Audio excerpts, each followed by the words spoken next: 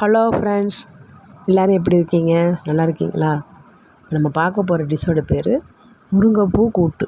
அதுக்கு தேவையான பொருள் முருங்கைப்பூவு, முருங்கைக்கீரை, சின்ன வெங்காயம், பச்சை மிளகா, கொஞ்சோண்டு சிக்கன் 65 மசாலா. வெந்தய குழம்போட இந்த முருங்கைப்பூ கூட்டு செஞ்சு சாப்பிட்டு பாருங்கள், டேஸ்ட்டாக இருக்கும். வெங்காயம்லாம் நல்லா வதங்கினதுக்கப்புறமே நீங்கள் மசாலா போட்டிங்கன்னா தான் உங்களுக்கு அதோடய ஃப்ளேவர் மாறாமல் இருக்கும். இல்லைண்டா பச்சை கலர் மாறி போயிடும். ட்ரை பண்ணி பாருங்கள். அதில் ஒரு 2 முட்டையை உடச்சி ஊற்றுங்க, இன்னும் டேஸ்ட்டாக இருக்கும். எல்லா டிஷ்ஷுக்கும் முட்டையே போட்டு யூஸ் பண்ணுறாங்களேன்னு நினைக்காதீங்க. முட்டை போட்டாக்கா அது ஒரு டேஸ்ட்டு கிடைக்கும். அது சாப்பிட்டவங்களுக்கு தான் அதோடய டேஸ்ட்டு தெரியும். நீங்கள் சாப்பிட்டு பார்த்தீங்கன்னா நீங்களும் ட்ரை பண்ணுவீங்க. ட்ரை பண்ணி பாருங்கள். முட்டை போடாமையும் சாப்பிட்லாம், நான் தப்புன்னு சொல்ல வரல.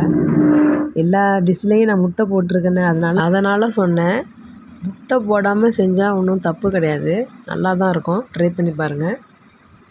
பாய்.